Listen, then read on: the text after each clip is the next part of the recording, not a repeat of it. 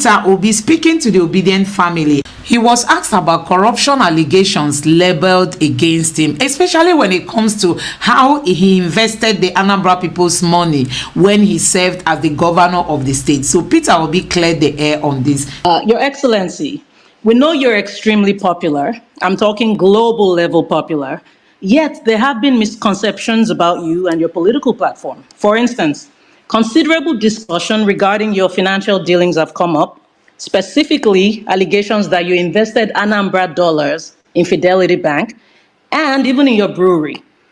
There have been allegations that you profited from these investments. Could you please clarify these claims and provide your perspective on this matter? Okay, thank you very much. Two things. One is that first is that no Nigerian, today we're talking about debt in Nigeria. No Nigerian governor ever that I know, maybe there is, that have been able to save $1.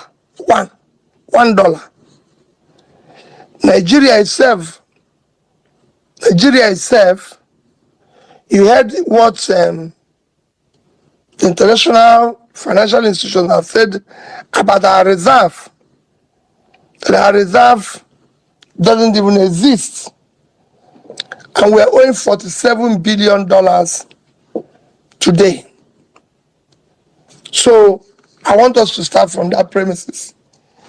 And there was no law that compelled Peter Obi to save.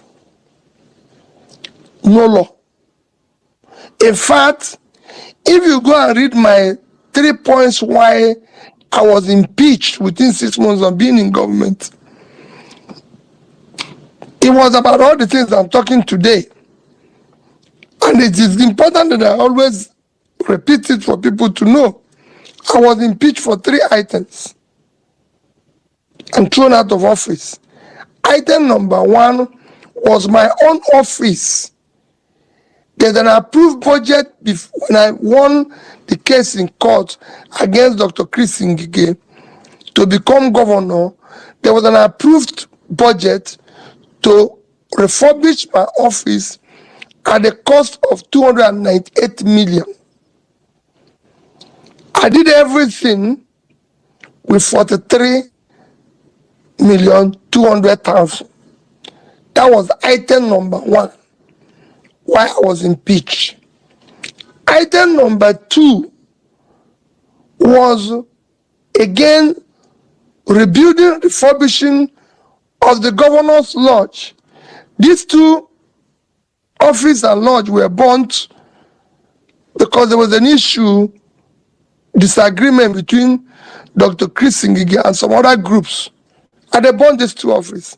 So there was no governor's office, there was no governor's lodge there. I became governor.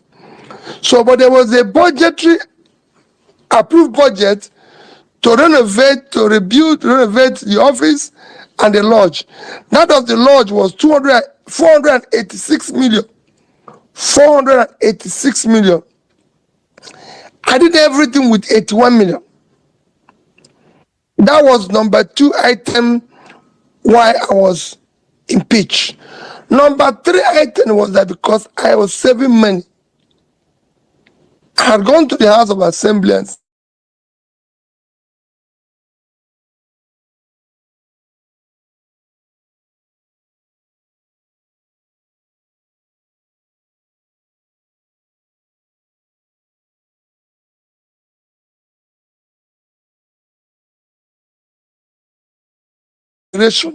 so we should save some. So it is imperative that we save 5 to 10% of everything we were able to receive. And I can say that the day I left office, all money that I received, state, local government and everything, was about 600, about between 550, 600 billion naira. And I was able to save between 10 to 15% of this. the day I left office.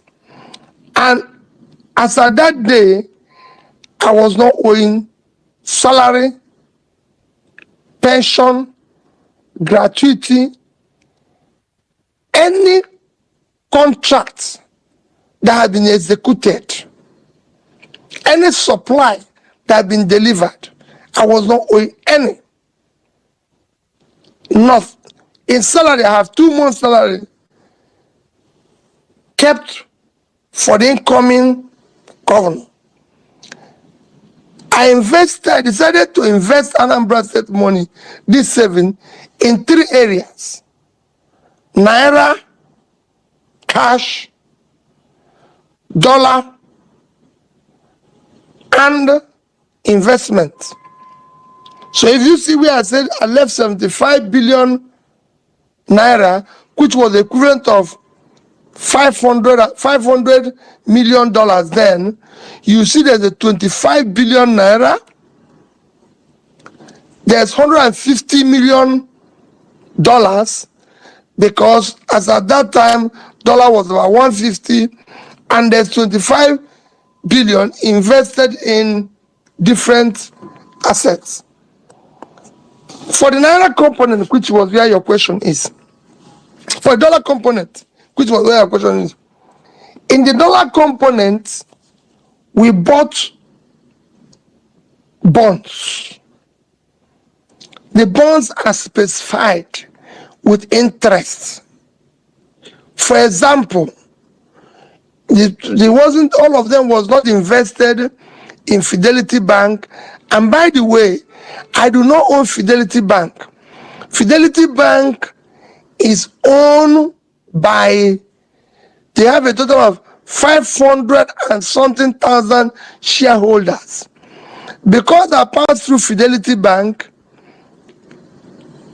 owned their shares and was chairman, everybody said, it's your bank. No individual owns bank. So other people are involved.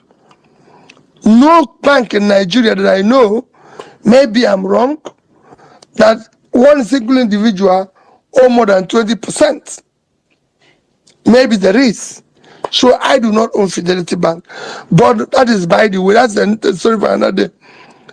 I did not invest this money, $150 million, in Fidelity Bank.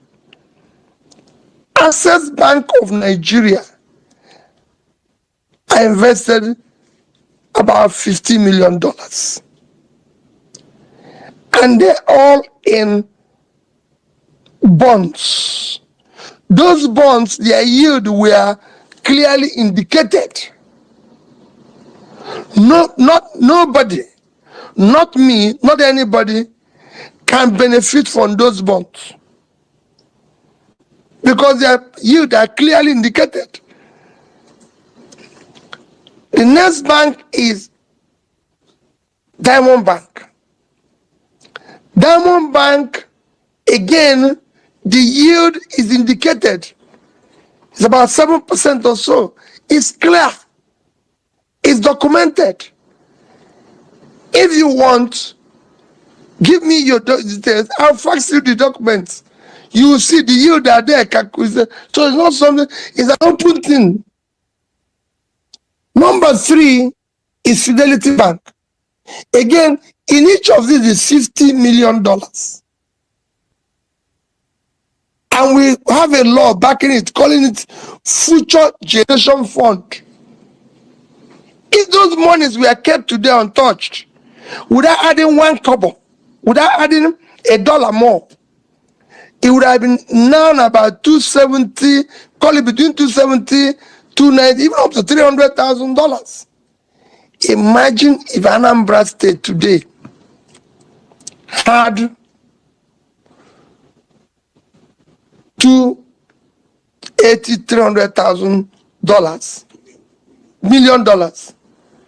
Imagine if they have today $280 to $300 million at almost 1,200 per dollar. They will be sitting on 360 something billion naira. No other state has such.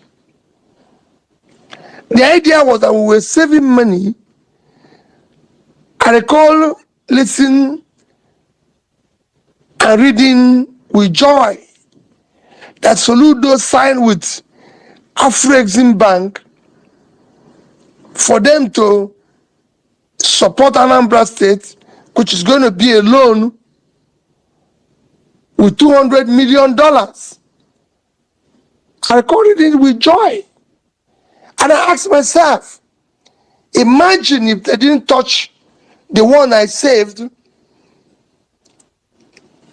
it's about $300 million now, and Anambra is able to get additional $200 million, combine it, it'll be $500 million, because our target is that if they continue to save at the rate we were saving, by year 2030, Anambra would have had about $1 billion, and I will use 50% of it to support SMEs and unleash SMEs drive for exports.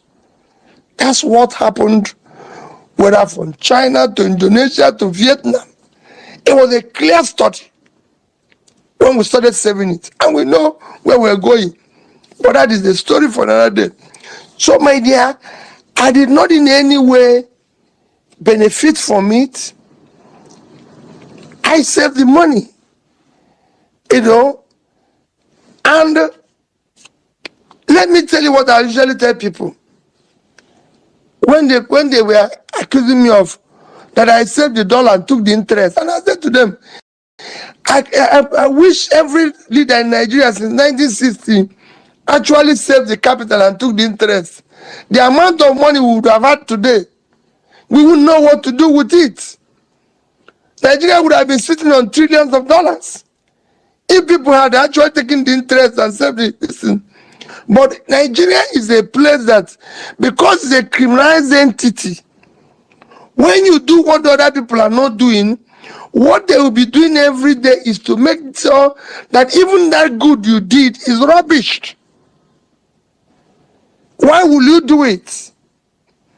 So instead of celebrating the fact that Peter Obi did not borrow money, Peter Obi did not do this, remember, they now say, oh, he didn't do anything. But I said, but I was number one in MDG. I was number one in education. I won the Gay Prize in health. I was number one in this. I was this and everything. So, look at what we were doing. I won certificate for building the best rural roads, which improved farmers to bring this in. And if you come to the same Anambra State, you will see it and ask the people, they will tell you. Which is why in an election like it was last time, I can get 96%. Go to every school now, they will tell you wherever I pass. I was in a school in Imo State just on Thursday morning. The principal of that school told me, he said, I was in Mercy Girls in Umuoji when you visited us and gave us bus. And told the people that I visited their school at least 3 times. Mercy Girls was not a public school. It was a school owned by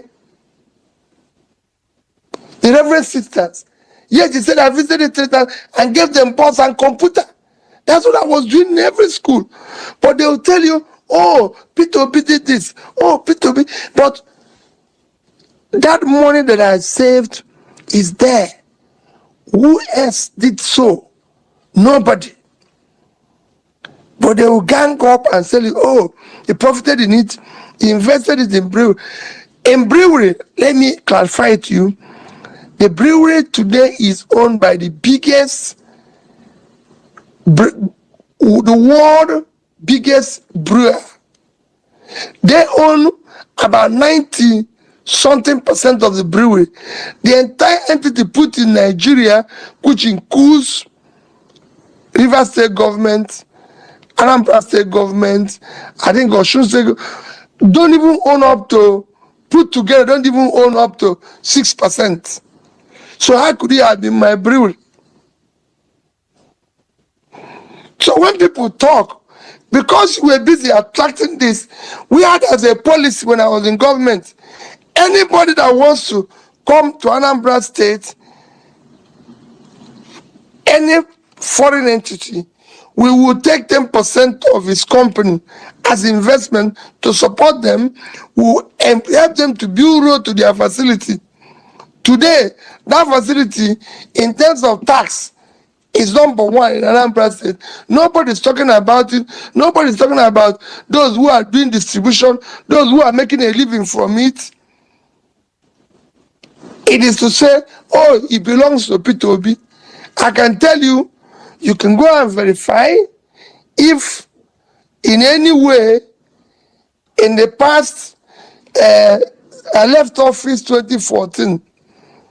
Let me say, in the past 5 years, maybe when I was this is but from 2019, 18, 21, 22, 23, where there's any way that brewery will pay P2B 1 naira. 2019, 22, 2020, so you can go on and see it. So the people will say, oh, P2B did this, P2B did that. Because they is a gang up of criminals. How do we stop this?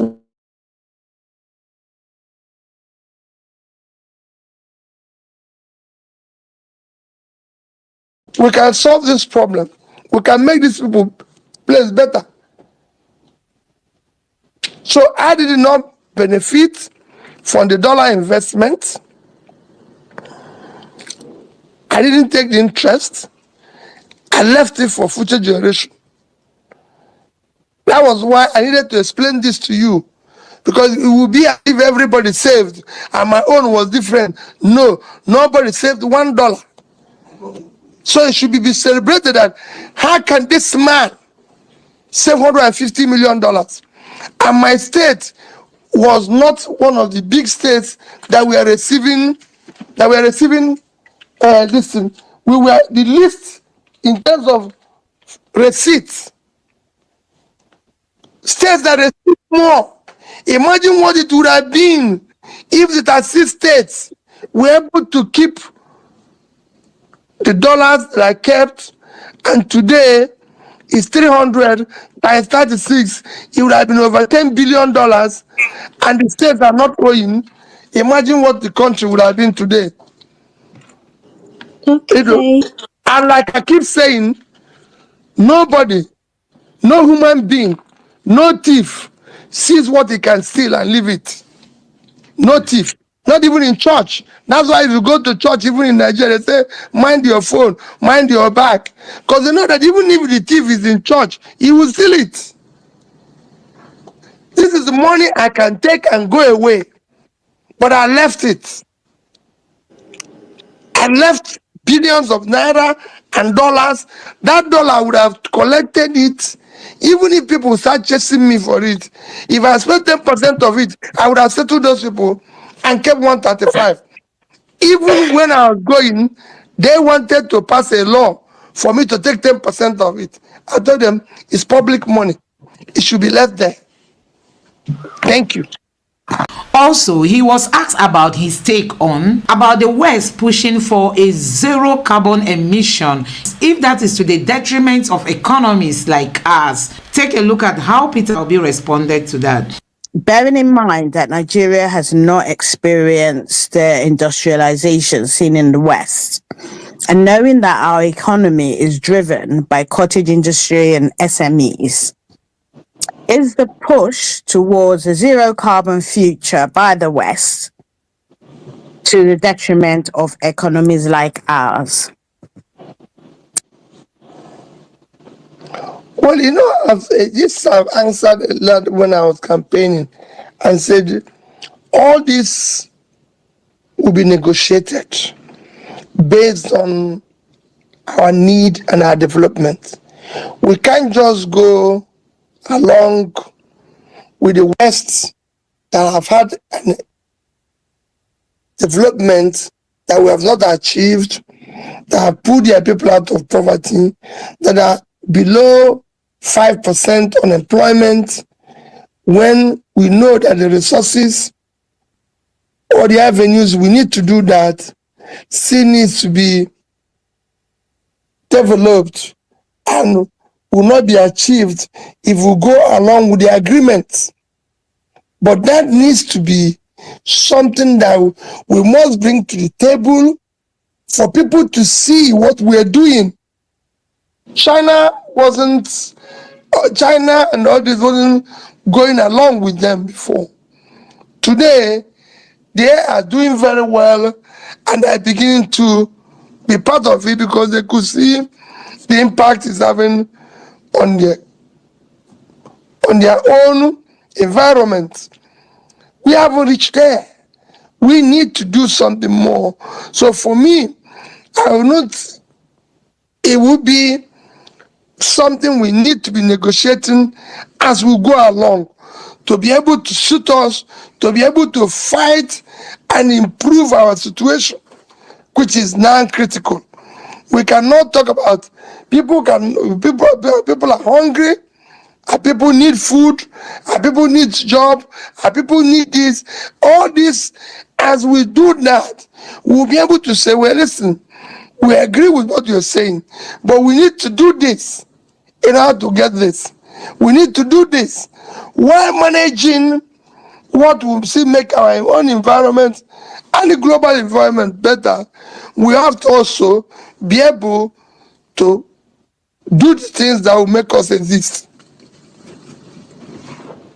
So guys, you can see that Peter Obi remains one unique leader. As you can see how unique Peter Obi is, as in this man is so different from a typical Nigerian politician who uses every opportunity they have, to steal the people's money. But you can see him, he had that opportunity even when they wanted to pass a law for him to be able to go home with some of the money that belongs to the people. He told them, no, it is public fund. We hardly see people like this. We know in this current administration, we've seen people who have corruption allegations hanging all over them, and they are given top positions in Nigerian government. Look at the person like Akpabio, who had issues before now. Look at him, he is the Senate president. You consider the ex-governor of Kano State, we know him, the dollar man, and all other allegations, around him. Today, he is the chairman of the APC party, that's the ruling party. Look at the man from Zamfara, the ex-governor of Zamfara, who had this allegation of corruption directly from the EFCC. Where is he today? He's the Minister of Defense. And you can go on to count, so many of them who do not even care about what Nigerians think about their personality. And people like this are being promoted daily. Even the current sitting president of Nigeria, we all know, the bullion van issue and all that, the way he makes his money in Lagos. Nobody is talking about all these things. Today, he is the president of Nigeria. Nigeria is only the place, where no matter your past, with the help of INEC and the judiciary, you can just get to anywhere. No matter the kind of past you have, no matter the kind of life you've lived before now, you can always make your way to any position you want. But I think we should start thinking of, changing this system, as in, let's ensure we have people with credible character, in these sensitive positions, because directly or indirectly is impacting on the lives of the people. It's affecting us, we the people, the normal people. It's affecting us. So guys, you heard it from Mr. Peter Obi. Let me know what you think about all this in the comment section below. Thank you.